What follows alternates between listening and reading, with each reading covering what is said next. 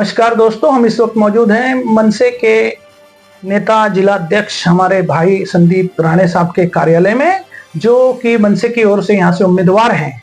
आइए उनसे चर्चा करते हैं, क्या है उनके ख्याल इस शहर के बारे में और उम्मीदवारी आने के बाद, वो विधायक बनने के बाद वो शहर के बारे में क्या सोचते हैं। संदीप राणे जी, मेरे चैनल पे आपका स्वागत है। नमस्कार। नमस्कार। मैं क्या बोलता हूँ कि आज आप विधानसभा चुनाव लड़ रहे हैं, उम्मीदवारी आपको मिली है, तो आप क्या सोचते हैं शहर की जो स्थिति आपको नजर आती है। एक आप तो रहवासी हो, यहाँ के सारी छोटी से छोटी बड़ी समस्याएं आपको पता है, यूनियन के नेता रहे, आपको सारी चीजें पता है, तो आपको क्या लगता है इस शहर के बारे में आज। देखिए, सबसे पहले मैं आपके माध्यम से सम्माननीय राज साहब का मैं अभिनंदन करता हूं और उनका आभार व्यक्त करता हूं कि उन्होंने मुझे आज उम्मीदवार करके घोषित किए। उसके साथ ही अविनाश जाधव साहब हमारे नेता, उन्होंने भी मेरे पे विश्वास रखा। आपके चैनल के माध्यम से ये बताना चाहता हूँ कि मीरा भाईंदर महानगर पालिका की तरफ से जो काम होना चाहिए था वो नहीं हुआ है और स्थानिक जो रहवासी स्थानिक जो भूमिपुत्र है, उनके बहुत सी समस्या ऐसी थी कि उन्होंने जो प्रतिनिधि थे उन्होंने उनका कुछ काम नहीं किया, इसके लिए वंचित है। उनका एक मेट्रो का स्टेशन का विषय हो या उनका पानी का समस्या हो, बेरोजगार का विषय हो, तो मुझे प्राधान्य उसको ही देना है, उसको ही इम्पोर्टेंस देना है कि यहाँ पे जो स्थानिक बेरोजगार जो है उनको रोजगार कैसे मिले। ये मेरी बहुत बड़ा सब्जेक्ट मतलब युवाओं का विषय आप पहले रखें। यस, स्थानिक भूमिपुत्र युवा तो है, लेकिन स्थानिक भूमिपुत्र जिनका जगह प्रकल्प में गया हुआ है, जिनका जगह भूमाफिया ने हड़प किया है। आज भूमाफिया का विषय ऐसा है कि खुद का जगह को अगर उधर जाके सर्वे भी करते तो भूमाफिया आके उनको मारा पीटा जाता है, उसके ऊपर गुना दाखिल होता है, जिसका जगह उसके ऊपर गुना दाखिल हो जाता है। तो ये सब उनको एक सिक्योरिटी देना बहुत जरूरी है, तो ये मेरा पहला प्राधान्य रहेगा। और दूसरी बात ऐसी कि स्कूल, हॉस्पिटल्स यहाँ पे नहीं है। मीरा भाईंदर में टेम्बा हॉस्पिटल है, उसमें कोई छोटा जो क्लिनिक रहता है, एक कोई डॉक्टर लेके, उससे भी बदतर के लिए वहाँ पे सुविधा है और वहाँ पे व्यवस्था ही नहीं। और दूसरी बात ऐसा है कि इंदिरा गांधी हॉस्पिटल है, गायनेक हॉस्पिटल है, लेकिन उसकी सुविधा नहीं है। अगर किसी को रिपोर्ट निकालने का रहे तो दूसरे को रेफर करते। तो ये सब चीजें ना बहुत जरूरी है, तो मुझे पहला मेरा फोकस वही रहेगा कि वही काम करना है। दूसरी बात, पानी की समस्या यहाँ पे बहुत सालों से। पानी की समस्या में तो आपने नानावरे के ऊपर शाही फेंको आंदोलन भी किया था, तो ये हमारा ग्राउंड वर्क है, ये हमारा। और आप दूसरे लोग का आंदोलन देखो और हमारा आंदोलन देखो, आपको जमीन आसमान का फर्क देगा। तो मुझे लगता है लोगों को अभी समझ गए कि ज्यादा गर्दी करके कुछ वोट मिलने वाला नहीं है। कोई बाबा को बुलाओ या तो कोई नवरात्रि करो, नवरात्रि का पास बांटो, उससे कुछ वोट मिलने वाला नहीं है। लोगों को आज जो मूलभूत सुविधा है वो मिलनी चाहिए। पानी, गटर, रोड, ये सब लोगों की जरूरत है। लोगों को अभी 5 स्टार फैसिलिटी नहीं चाहिए। ग्राउंड को उद्ध्वस्त करके, उसको खराब करके स्विमिंग पूल बनाया जा रहा है। क्यों? लोगों आपके पास मांग रहे कौन? आपके पास 5 स्टार फैसिलिटी। आपको क्लब नहीं चाहिए, लोगों को स्विमिंग पूल नहीं चाहिए, लोगों को पानी चाहिए 2 घंटा।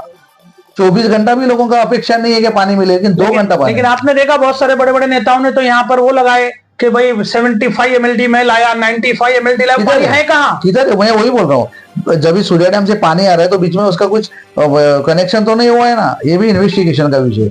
तो मुझे आपके माध्यम से ये कहना है कि लोगों को गुमराह किया जा रहा है। 15 साल से 20 साल से वही मैनिफेस्टो, पानी का विषय, बस आज भी पानी का विषय। लोग बड़े बड़े दावे कर रहे हैं, यहाँ पे हम लोग मेट्रो आया है, KFC आया है, मैकडोनल्ड्स आया है। स्थानिक बेरोजगार को रोजगार की भाई आपको मैं टोक रहा हूँ। मेट्रो जब आने का, अगर आपको याद हो, जिस टाइम पे मेट्रो लाने की तैयारी हो रही थी, उसी वक्त जो नेता ये कह रहा है मैं मेट्रो मैन हूं, मैं मेट्रो, अभी वो मेट्रो में सबसे बड़ी रुकावट उन्होंने उस वक्त भी डाली थी। अभी आपने देखा बीच में जमीन का विवाद उठ गया, जिन्होंने जमीन का अपना मुआवजा नहीं मिल रहा है, बराबर। तो जो आदमी मेट्रो लाने में रुकावट डाला वही मेट्रो मैन बन रहा है। नहीं, वही मैं बोल रहा हूँ आपको। ये स्थानिक जो नेता है यहाँ के जनप्रतिनिधि और टाउन प्लानिंग और नगर पालिका के अधिकारी, ये इनका सब रैकेट है। आप ख्याल में रखो इसका। कोई अगर कायदे से आप सब चीज करो तो आपको क्लेरिफिकेशन देने की जरूरत ही नहीं है ना।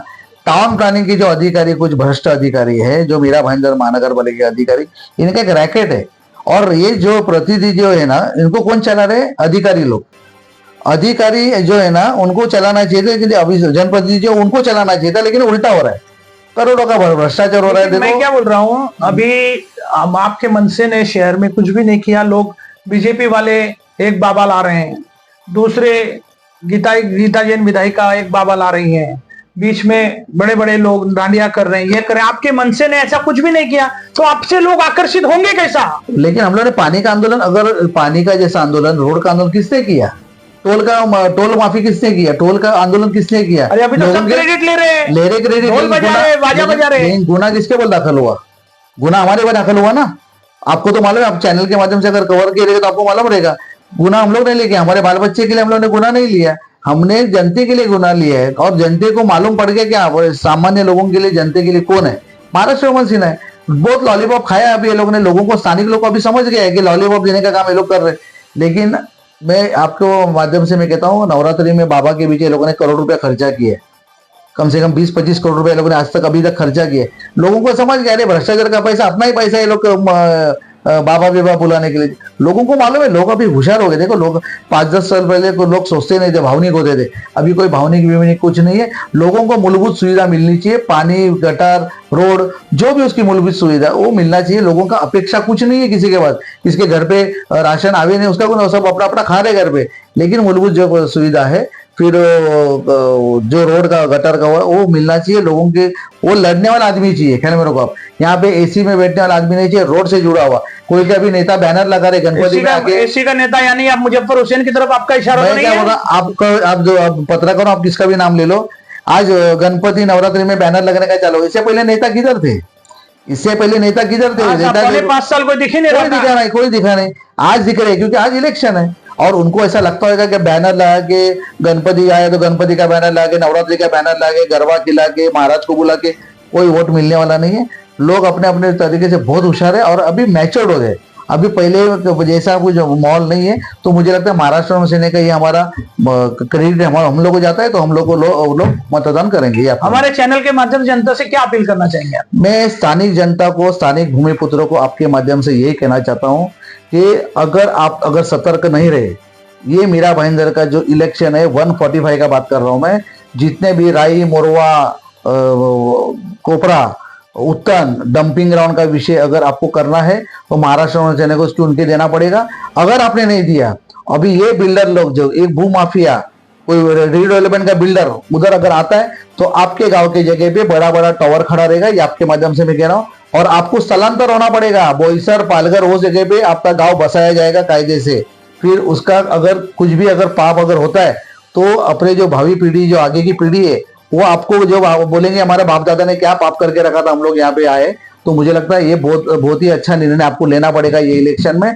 और जो प्रतिनिधि यहाँ पे थे उनको आपको ठुकराना पड़ेगा, तो ही आपका ये अस्तित्व रहेगा, वरना आपका अस्तित्व रहेगा नहीं। आपके माध्यम से चलिए, देखा आपने किस तरह संदीप राणे ने एकदम आक्रामक तरीके से हमारे हर सवाल का जवाब बेबाकी से दिया। आक्रामकता तो इनकी पार्टी के साथ जुड़ी हुई है, क्योंकि दास साहब ठाकरे आक्रामक जहां भाषण करते हैं वह लाखों लोग उनसे सुनने आते हैं।